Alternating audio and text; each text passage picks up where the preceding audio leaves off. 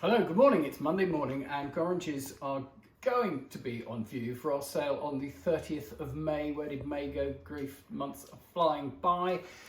We've had a couple of gaps of bank holidays. We've got the sale today on the 23rd, great big whopping great sale.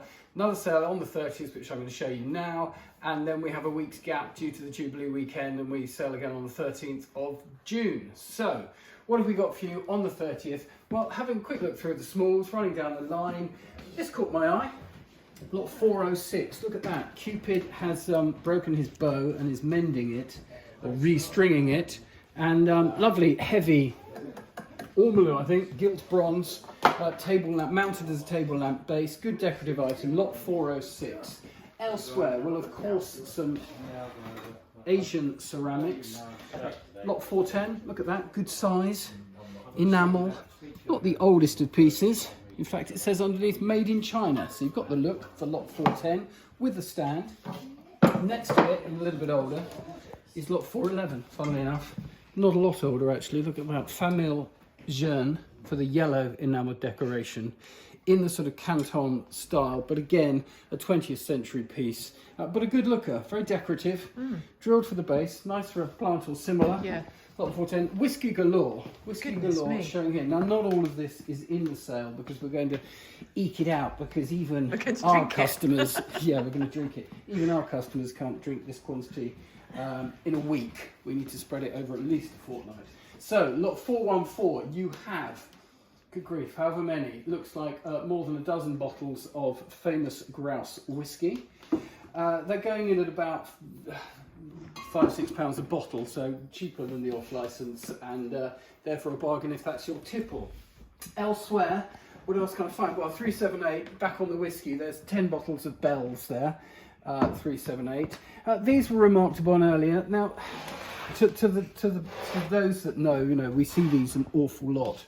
Victorian black slate mantle clocks, mantle timepiece in this case, because it doesn't have two winding holes, it just has one, which means there's no bell, it's just telling the time, it's not striking the time.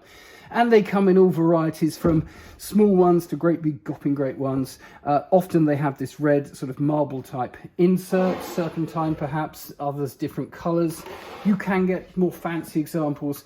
Bottom line is, though, there's so many of them, and they're rather black and dark and gloomy, that they're really worth very little indeed. These two didn't sell at a £40 estimate, which means we could have sold them for 20. So they're probably back in at £20, tenner each. So there we go. Just goes to show, just because it's old doesn't mean it's valuable. Rumour has it that there is a wall in Brighton, a garden wall, made of these clocks, but I've never clock cases. Yeah, really, but I've never seen it. So it's a good urban myth. Lot 380, something for the desk. It's a nice little lot, this, made up of bits and pieces. So look at that. There's a sort of, it's meant to be pewter, but actually that's a resin. It's got something scratched into it. So day's work for all we have justice. There's something arty going on about that. So there's an inkwell, capstan type inkwell. With it, some of these sort of company seals that would be using to emboss the company arms or what have you into letters and the like. Just decorative these days. You get a desk calendar as well to adjust and know which day of the week it is and what have you. You also get, randomly I suspect, a casket that may or may not have once been a tea caddy. Probably wasn't, because look, it doesn't have the divisions and it's not as old as it looks. That's a 20th century one. But the piece de resistance to my eye is this lovely Stevens Scarlet Writing Fluid. Note writing fluid, not ink. It says it's here. This ink is of a rich scarlet colour, which makes a vivid contrast with black. There we go. Lovely, isn't it? Stoneware bottle, number 36. Nice thing, that. So, that is lot 380. A curiosity lot. In front of me. There we go. I'll go in front of you. What else can I show you? 371, quite smart. You get a pair of lustre candlesticks in a sort of matted gilt metal, and you get with it this desk timepiece or mantle timepiece. Looks a little bit sort of made up, but nicely made up. You know, we've got the proper opening back door, which is stamped with sort of illegible writing, which makes me think it is a bit stay made up. But there's a watch movement, pocket watch movement inside, diamond set cock to it, so nicely done, and then a bronze chap on the top. who looks like sort of William IV as a Roman emperor or something similar. So nice little lot, that 371, appropriate lot. Oh, this is here. Let's have a look at that. 674. This came in recently. This is Mervyn Peake, who's a bit of a name, 20th century. Just a charcoal sketch. Presentation inscription for Pat from Mervyn, 1944. Estimate 300 to 500.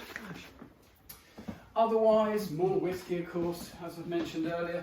How about a bit of Dalton? Dalton Faience, lot 359. So Dalton Faience, made in the Victorian era. He says it's Dalton, but is it marked? Yes, it is. There we are. Dalton Lambeth Faience. And artist decorated, usually with monograms like that. You can look it up in the book and see who did it. Used to be quite collectible, a bit brown and dull these days, so not quite so much. But there we go. You get the 2 items in the lot 359, and you get something a bit different. Quick jump behind the counter now. But on the way, how about this? Edward Fletcher. Pretty good name. Generally painting along the Thames and other sort of estuary and river type scenes. Lower reaches of the Thames is the title, it says. It is signed. It's been relined. Look at that. That's a sort of wax relining from the 1970s. And to do that, they press the canvas down on a new one, which makes it a little flat. So it presses the paint down and takes some of the sort of joie de vivre out of it. But 697, I think it's in at about 300 to 500, so it's in at the right money. Frames had a bash, please note, but quite a nice thing. Another thing, this is 696. This is by Roth, Bresklaus or something like that, his Christian name. It's a woodcut, nicely done, of the Spaniel, good condition, quite a collectible thing. Those sort of things are on the up, it seems, at the moment. Then, what else is on the up? Well, I don't know. I'll go around here and let's show you some silver. May or may not be on the up. 823. How about a marrow scoop? For scooping the marrow out of marrow bones, very much the fashion in the 18th century. It's got a little monogram on it. Nice little touch is the fact that this is Irish. It dates to 1818. Estimate 100 to 150. Completely useless, but sort of collectible. Unless you want to scoop your marrow, of course. In which case it's very useful. Dogs would like that. Dogs would love it. 825. How about a mustard pot? Perhaps more useful than your marrow scoop. This is 1793. It has slightly rubbed, bright cut engraving. This sort of nice little sharp engraving that runs round in bands and round the top. A little bit rubbed from polishing. Trace of a monogram. Wrong blue glass liner. They're fiddly, but you could probably track one down, but that's a pain. Estimate 8120. Then, lot 834, we've talked about vinaigrettes in the past. Just pick this one out because it's a little bit different. In the end. That, and the end, is what we call Scottish hardstones, or agates. That's very pretty. So, you find all sorts of things with Scottish hardstone decoration, but particularly sort of small desk-type, pocket-type pieces, and jewellery as well, of course. Opening it up, slightly different shape grill. It's all hallmarked up. It is 1899, estimate 200 to 300. Sweet. And finally in the silver, a bit of novelty, a novelty money box. So you drop your coin in there. His tongue is sort of flapping inside, so there'd be a bit of a clank as you put it in. And it says, always be prepared for a rainy day. Very appropriate on this rainy Monday. There he is holding his umbrella. I think there was a name for him. He was called Mr. Merryweather or something like that. There is now anyway. Dates to 1912. Maker's mark's a little bit rubbed, but 200 to 300 estimate. So quite appealing, that nice little thing. How about some jewellery and silver? Just a few select lots here. 875. Watches as ever. I think we mentioned some watches last time. The Black Dial Omega did very well, as did the Tudor watch, and these watches do keep marching on. This is an Omega. It's in a stainless steel case. Black dial is always a nice feature. Condition looks good, and estimate on that one £300 to 400. So quite a smart, elegant thing. Another smart, elegant thing, very stylish. In fact, look at that. That is beautiful, isn't it? That is lot 924. It's in 14 karat gold. Unusually, we've got the winder down the bottom at 6 o'clock. Very stylish case. You know, if that was something, you wouldn't be surprised if that was Cartier or something like that. But it's not. It's not marked as such. But it's of the ilk. Lovely dial, isn't it? So estimate on that one, 300 to 500. Would that have had a strap on it? Yes, that would have had a strap on it. I suppose a very dainty leather like strap, a cord or the something. sort of moiré silk, watered black silk strap, Gorgeous. something like that. But yeah, really nice that. There we go, 924. Otherwise, jewellery, something for the gentleman. Doesn't have to be gentleman, I suppose. Anyway, 926. Oh, there you go. There is an 18 karat gold signet ring with quite a nice sort of crest.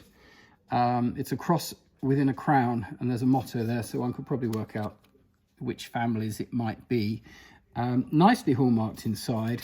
Estimate 150 to 2, but I should think a bit more. The gold alone is probably £200 to £300. So there we go. That's 926. 910, another ring, something completely different. Look at that. That's sort of jade with diamonds in 18 karat gold. This is actually carved. It's hard to see, but it's carved as something like a moth or a butterfly with the sort of eyes at the top. So a bit different there. That's lot 910. Estimate £200 to £300. 917. He's caught my eye. They are rock crystal and garnet. Very pretty. Look at that. Those pink garnets. Set in what we'd call yellow metal because it's not marked. It probably is gold of some caliber. Just an estimate 150 to 200 there. Nice little thing, says. And last but not least, 908 from our jewellery selection. This Goldman coral brooch. Got a look that it probably formed something else at one time or was part of something else, insofar as the way this pin is mounted looks a little odd. And who's in the middle? Well, Rog says it's Napoleon. Oh. And he studied Napoleon at length. So he knows. He's a Napoleon expert, yes, he's known that. And of course, there is a bit of Sicilian connection, isn't there? It's Elba, isn't it, where Napoleon got shipped off to. Anyway, there we go. Ask Rog. Ask Rog. Yeah, he's hiding. Don't know why. Yeah, and you know, look at the mount at the base of the bust. It's sort of slightly different in style, which makes you think, hang on a minute, there's something gone on here. But anyway, 908, a nice curiosity, £300 to £400. So there we go. Other things, as always, there's little enamelled French vases. There's dinky little rabbits, lot 511, pair of those Staffordshire rabbits. We've got nice cold painted bronze, Mastiff, Austrian cold painted bronze, lot 505. I could go on, I usually do. So all sorts of bits and pieces down the back. Schindler's Ark up there, the first edition, I believe. So all sorts of things. Have a good look. Come along and see us. Plenty of time running up to the sale. Well, a good week or more at any rate. So have a good look online. Come and view, and we look forward to seeing you. Thank you very much.